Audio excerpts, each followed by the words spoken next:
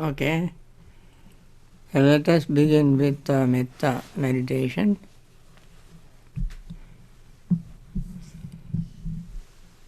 May all beings be happy and secure. May all beings have happy minds. Whatever living beings there may be, without exception, weak or strong, long, large, medium, short, subtle or gross, visible or invisible, living near or far, born or coming to birth, may all beings have happy minds. Let no one deceive another, nor despise anyone anywhere. Neither from anger nor ill will should anyone wish harm to another. As a mother would risk her own life to protect her only child, even so towards all living beings one should cultivate a boundless heart. One should cultivate for all the world a heart of boundless loving friendliness, above, below, and all around, unobstructed, without hate or resentment, whether standing, walking, sitting, lying down, or whenever awake. One should develop this mindfulness. This is called divinely dwelling here, not falling into erroneous views, but virtuous and endowed with vision, removing desires for sensual pleasures. One comes never again to birth in the womb.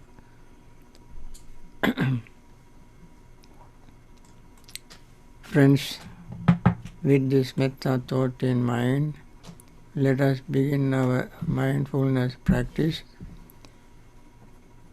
We pay attention to our breathing, exclusive attention,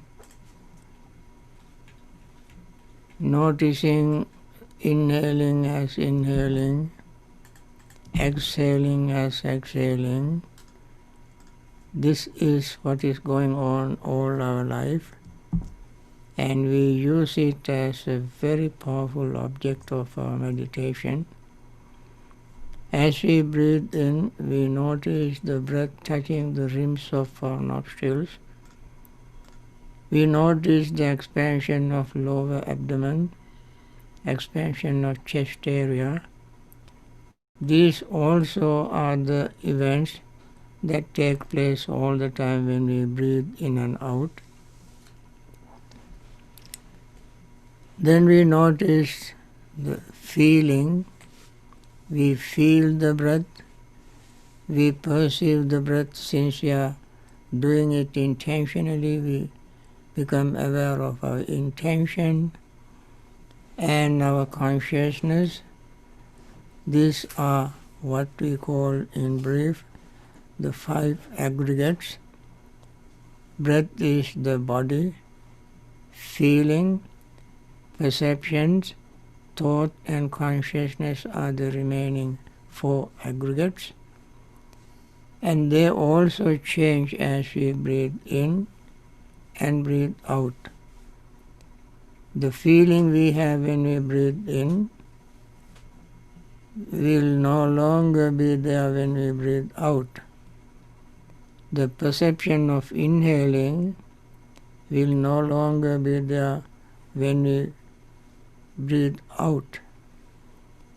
Intention of inhaling will no longer be there when we exhale.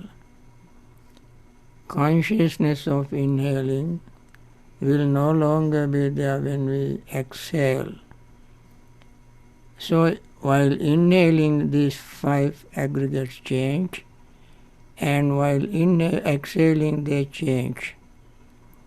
So in our experience, if we really mindfully breathe in and out, we having anupassana. Anupassana is seeing something as it is happening. Anupassana. We notice that they all change, all impermanent. When we notice everything is impermanent, the breath becomes calm, relaxed and peaceful. The body becomes calm, relaxed and peaceful. Mind becomes calm, relaxed and peaceful. This also is inevitable results of our mindful breathing. Then the feeling or awareness of letting go, not holding on to anything, because we cannot hold on to anything. The moment we think of holding, it is gone. Before we thought of holding, that thing we wanted to hold is gone. That is how greed fades away. And then as the mind and body are relaxed, we no longer have rigidity, uptightness. Then resentment, anger fades away, giving way to the feeling of metta. And then we have other awareness of our purpose. That is, we are practicing meditation for all living beings, wishing them to be free from their suffering. There arises compassion in our heart. Along with that, restlessness and worry fades away. Then mind becomes even more active, clear, energetic. Then sleepiness and drowsiness fades away. Then finally, last hindrance is doubt. Having seen all this in our own personal experience, we see what the meditation does to us, then our doubt fades away. Whatever doubt we had in our mind with regard to the Buddha, Dhamma, in this case the practice of meditation, and the Sangha. Our practice, no doubt will be in our mind, and then when these 5 hindrances thus fade away, we gain a degree of concentration.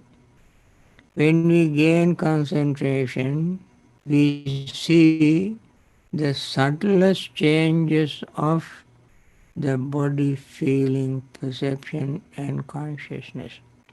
And thereby no greed, no hatred, no delusion will linger in our mind during that particular period of time. And that is what we want to repeat again and again. This repetition is called bhavana, meditation. This is a very wonderful way of looking at the practice. With this, I like to stop and let us do the practice now.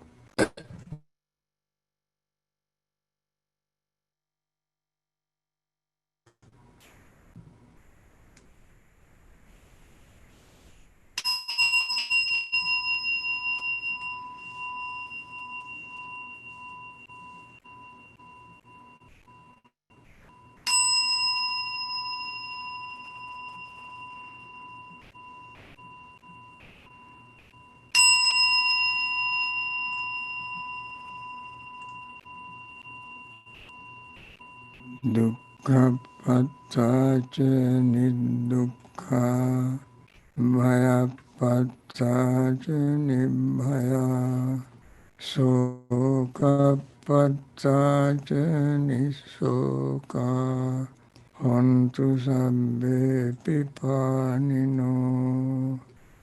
May the suffering be free from suffering. May the fear-struck be free from fear. May the grieving be free from grief. So too may all beings be. With this very earnest wish, friends, let us begin our Dhamma talk. I hope you have not forgotten the theme of my talks. The theme is dependent origination. I want to uh, point out that most of the time we talk uh, on the uh, negative side of dependent origination, beginning with ignorance and ending with suffering. And we tend to forget that there is uh, ascending order. This beginning from ignorance, ending with suffering, is the descending order, going down. Now we want to do the ascending order, going up. I mentioned in my previous talks, we want to get rid of our asavas. And I mentioned Sabbasava Sutta, where Buddha has given 7 steps of overcoming asavas, influx of greed. And one of them is the practice of especially the last one is the practice of bhavana, meditation. Now, uh, along with that, I want to bring up another very beautiful discourse. I just get the summary of the discourse, and each step in that discourse also is depending each the development of each steps depending on the previous step. Now, one of the beginning of our suffering begins with ignorance and ending in suffering. And therefore, we have to see the way to be free from suffering, also depending on the practice. So number one of them of positive or ascending order is cleansing the mind. This is called purification, cleansing of our moral, ethical behavior. It's called purification of virtues. The word virtue is used as English translation of the Pali word sila. Sila. Very tangible meaning or practical meaning of sila is sealing. When there is a crack, we have to seal the crack. So we have to use sealant. It is very much like Pali word sila. The Pali word sila also does the same thing as we do in English. The English word sealant does. Sealant close the crack. Sila also close the crack where defilements can enter the mind. And this morals sealant find cracks through eyes, ears, nose, tongue, body and mind. Through these cracks, defilements enter the mind. So what the sealer does is restraining these 6 cracks, or doors, we call doors in bigger crack sound small, but the door is very big. And these are the doors through which all the defilements, greed, hatred, and delusion build up, come into the mind. And we all are familiar with the famous statement that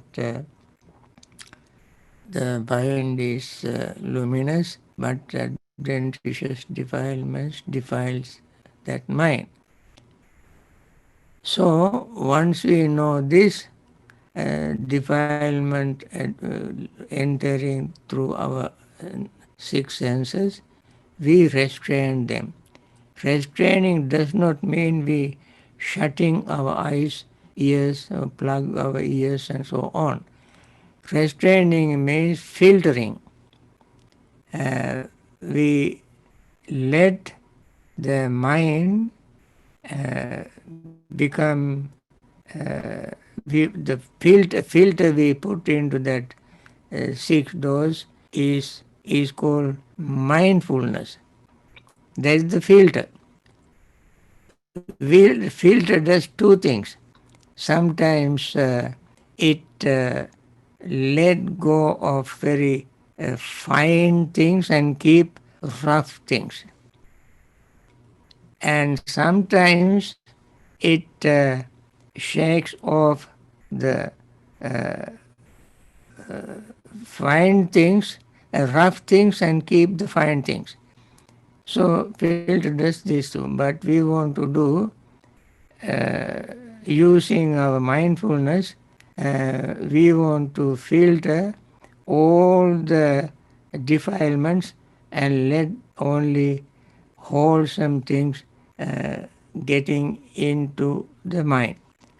That kind of training, that kind of practice is called sila. People observe silas, 5 silas, 8 silas, 8 monastic silas, 8 lifetime silas, and so forth. And these are just the reminders. We don't have to repeat them again and again, but since we are liable and very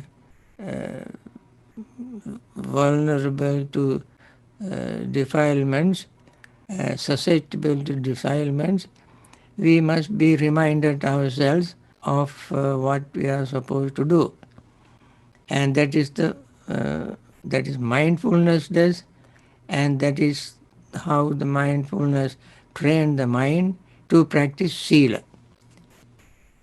So depending on that sila, when we practice this sila, slowly and gradually, it purifies our mind, which is subject to defilement due to adventitious defilements. Therefore, when we use this mindfulness filter, we try to restrain and let the wholesome things come in, wholesome thoughts, wholesome words, wholesome deeds, and compassionate thought, loving thought, and thought of generosity, and so forth, letting all the wholesome thought enter the mind. This is how we purify the mind.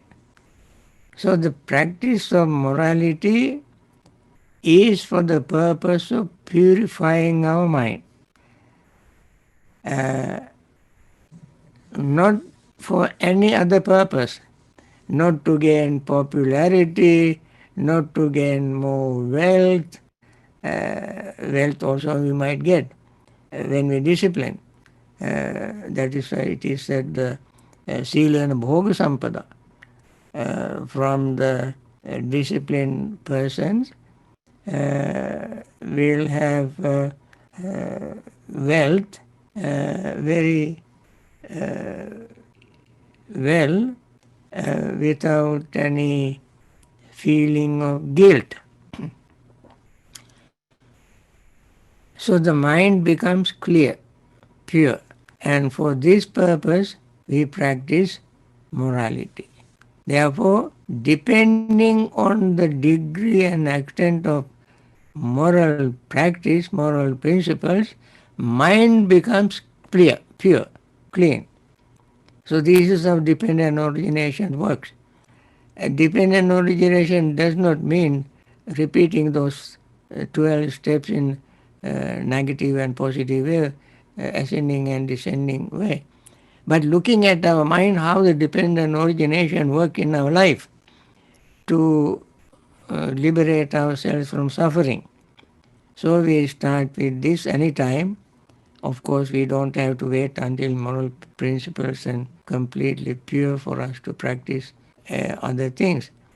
But as we are practicing it, that to the degree and extent, to the intensity of moral practice, moral principles, mind becomes pure. Therefore, purity of mind depending on the purity of morality, intensity of morality, seriousness of moral practice.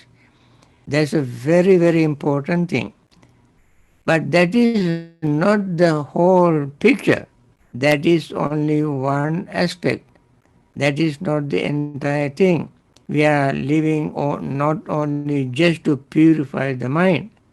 Purification of mind uh, is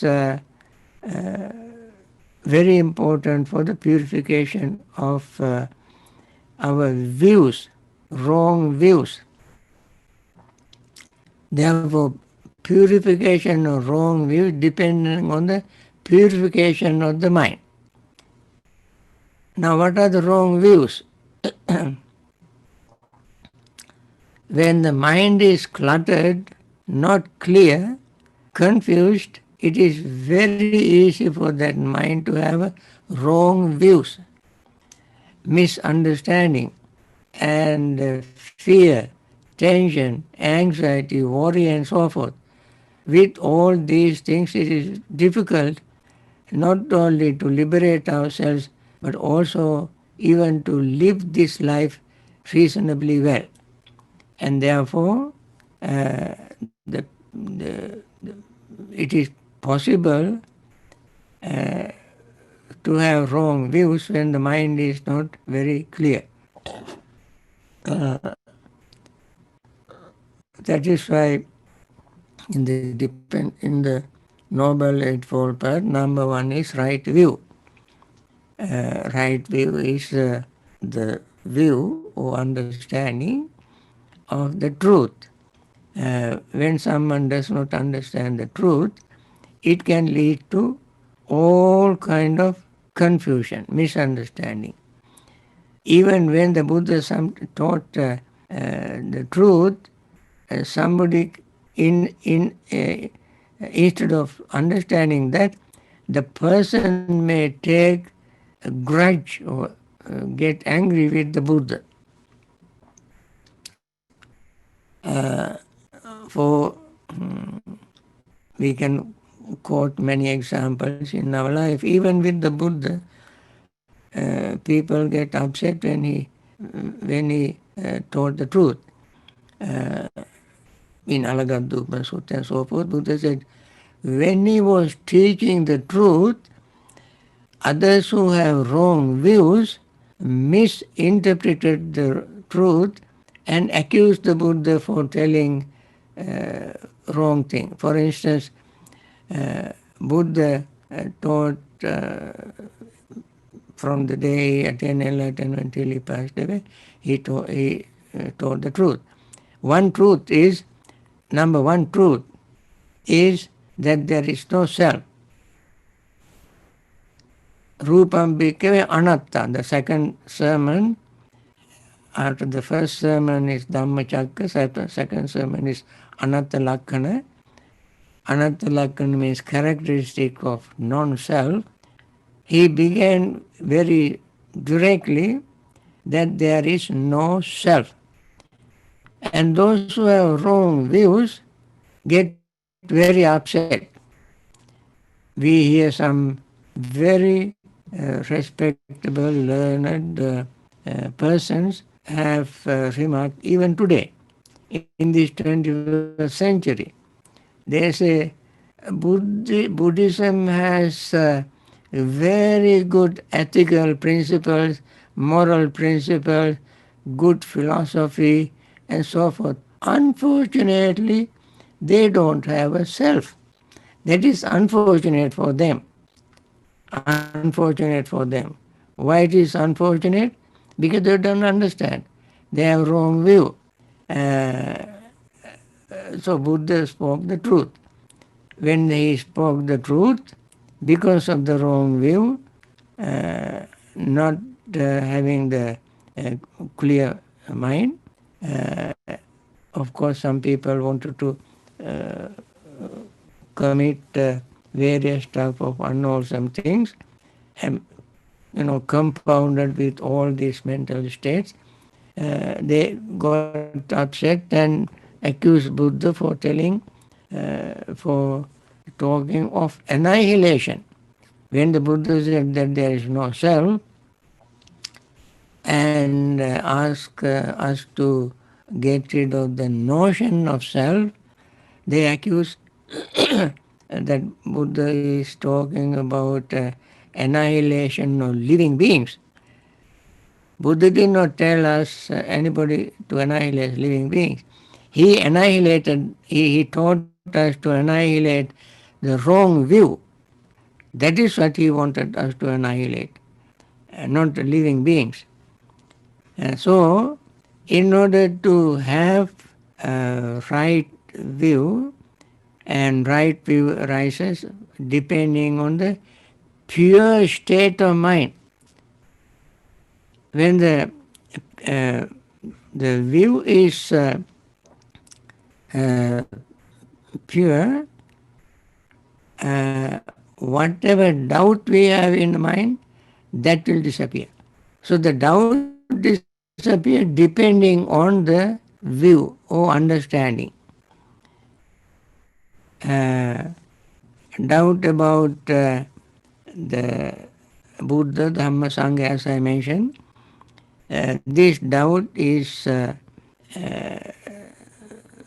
disappears when understanding appears. When understanding appears, doubt disappears.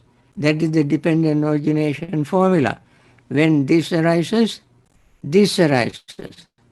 When the view is pure, clean, understanding is clear. So these two don't exist together. That means faith, trust, seeing the truth will appear when understanding arises. And these two go together. Understanding arises, then the clarity arises. Not understanding arises, doubt arises. So these two always go together. When doubt disappears, mind becomes clear, and overcoming doubt is for the sake of reaching purification by knowledge and vision of what is the path, what is not the path.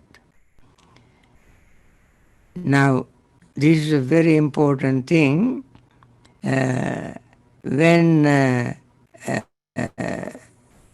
purification of doubt disappears, when the doubt disappears, mind becomes so clear that time there arises the real awareness, understanding of the path. Path, what is the path and what is not the path. When doubt disappears, you can make the distinction between what is right path, what is wrong path, what is the real path to attain liberation, what is the path to linger in samsara. Then the purification by knowledge and vision of what is the path and what is not the path is for the sake of reaching purification by knowledge and vision of the way. Knowledge arises from personal experience, seeing what is happening, and then that knowledge uh, shows the true way. So the true way depends on knowledge and vision. Purification by knowledge and vision of the way is for the sake of reaching purification by knowledge and vision. And purification, knowledge and vision is for the sake of reaching final nibbana without clinging. So, final nibbana cannot attain independently, it arises depending on the previous purification.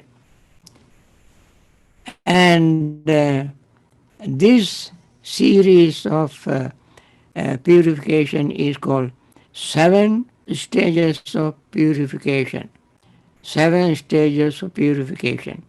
These 7 stages of purification you find in very clearly explained in Discourse in the Majjhima Nikaya called Rata Vinita Sutta.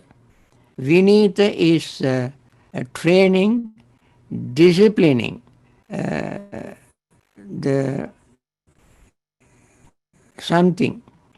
Here means Ratha means vehicles, chariots.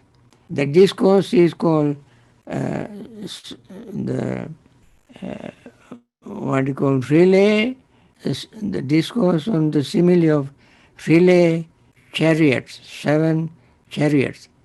And each of them arises depending on the previous one, beginning with the morality. And if you like to read that discourse with detail, you may read the discourse. I did not want to spend the time on that discourse because it's a very deep, profound, long discourse. I just wanted to show the connection between dependent origination and those 7 stages of purification. Since my series of talks are on the dependent origination. Then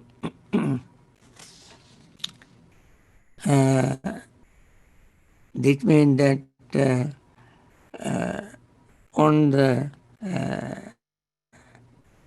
one hand,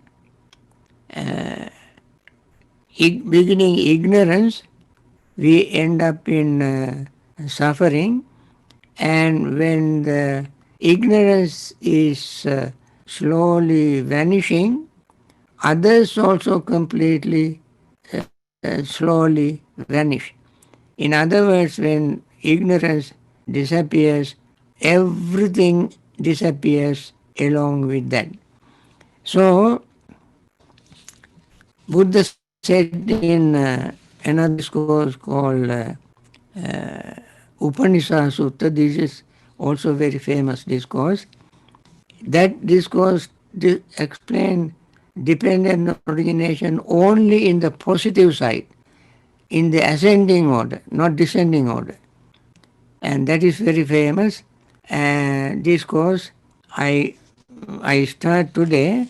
That also is beginning with the morality. Why morality is so heavily emphasized in the Buddha's teaching? Because you all know, we don't have to tell them tell anybody uh, to read this and that, but they know all of you who try to meditate. Try to meditate. When you try to meditate, if you have done something wrong, that keeps coming back to you again and again and again and again. In order for us, because people make a mistake, and Buddha, in order for, suppose you commit something wrong, and then if you keep thinking over that thing again and again and again, you cannot meditate. And therefore, your life becomes very unhappy. And therefore, Buddha gave very many beautiful discourses, knowing that human beings are weak. They make mistakes. They said, don't think of the past. Atitang nanu sochanti. Don't think of the past. I think in my meditation instruction, every day I mention, some days I don't, but some day, most of the time I say, don't think of the past, don't think of the future, and just pay attention to what is happening now and see how slowly, gradually, mind becomes pure and clean. So, you remember very famous, many beautiful stories. Most famous is the story of Angulimala. He was originally called Ahimsaka. Ahimsaka means innocent. Parents called him innocent child. His name was innocent. Just like you see Jim and Robert and so forth, his parents called him innocent. Ahimsaka in Pali, Ahimsaka. When he went to learn to a boarding school, he out with everybody. He was very smart, always first in any subject. Others became very jealous. That also naturally happens. So they fabricated stories and told the teacher all sort of fabricated stories against Ahimsaka and poisoned teacher's mind. And the teacher could not, he was so angry, so upset, he even wanted to kill this boy, Ahimsaka. But he thought it was too bad for him to kill his own student, so he wanted him to be killed by somebody else, not directly, but indirectly. So when Ahimsaka came to pay respect, to take his leave to go home, teacher said, but you have to pay teacher's fee. Teacher's fee, I don't want anything else, but I want you to bring me, to report to me that you have killed 1,000 people. You must report to me that you have killed 1,000 people. And then that is the reward or present, gift that you give me. Because teacher knew this boy will be killed by one of those people he tried to kill. So he went on killing until he killed many people. He did not remember how many killed. Then he started cutting a finger from each killed person. And fingers also through here and there, that also got disappeared. Animals ate, it rot. Then he began to kill people, get their fingers, one finger from one person, and made a garland with the finger. With the fingers that he got from this. And that is why it is called Anguli Mala. Anguli means finger. Mala means garland. He killed 99. Then finally, they came to know came to Buddha's attention, he went and saved him and stopped killing, and then Buddha made him a monk. One day, when after becoming a monk, he was going on alms round, and he heard a woman in labor pain. And they came and reported to the Buddha. And Buddha said, go and tell her that since you were born, you have not killed anybody. Angulimala said, Venerable sir, how can I say that? I have killed so many, I even cannot remember, at least 99 counted I killed. Then Buddha said, Angulimala, not that. Forget about that. Forget about that. From the time you became a monk, you did not kill anybody. Is it true? He said, yes. With that truth, you keep that in mind. That is the truth. You go back and tell this woman, sister, since I became a monk and born into new life, from that time I have not killed any living being. By this truth, sister, may you deliver your baby without any pain, any trouble. Up to this date, this is called Angulimala Parita.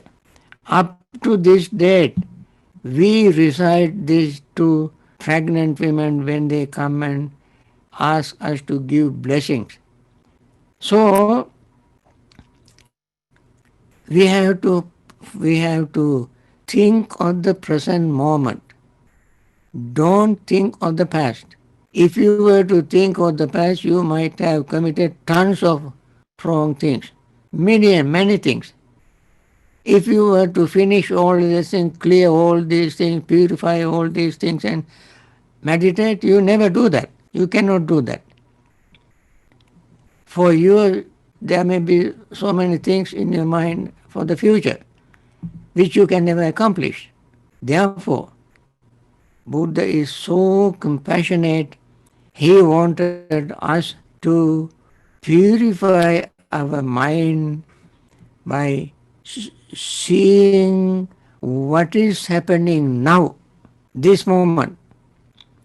That is why we suggest use the breath, focus the mind. Everything you need for your mindfulness meditation is in the breath. Most importantly, you need to know impermanence. Impermanence. It is in the breath. And then other impermanent area open to you. Feeling, perceptions, thought, consciousness. Exactly faster than the breath. They change. So look at that. Pay attention to that. Don't think about all the past things, thoughts, words you had in the past. They are all gone. Now, this doesn't mean that you go and kill many people and then one day you think about meditation. Not that. This is not that kind of encouragement. But when you start the practice, from that time onward, you keep purifying your mind. Depending on that purification, you make the progress. So Buddha wanted us to make progress, not to regress. And therefore, I just bring out the practical part of dependent origination. With these friends, I want to end today's talk, and we continue our metta practice, metta meditation. I'm so glad that you all came. And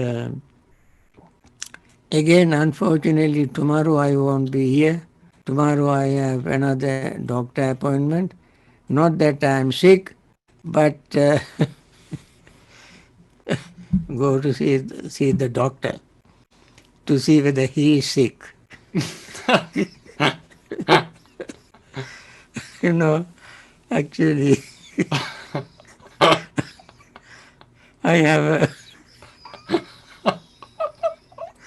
annual, annual checkup.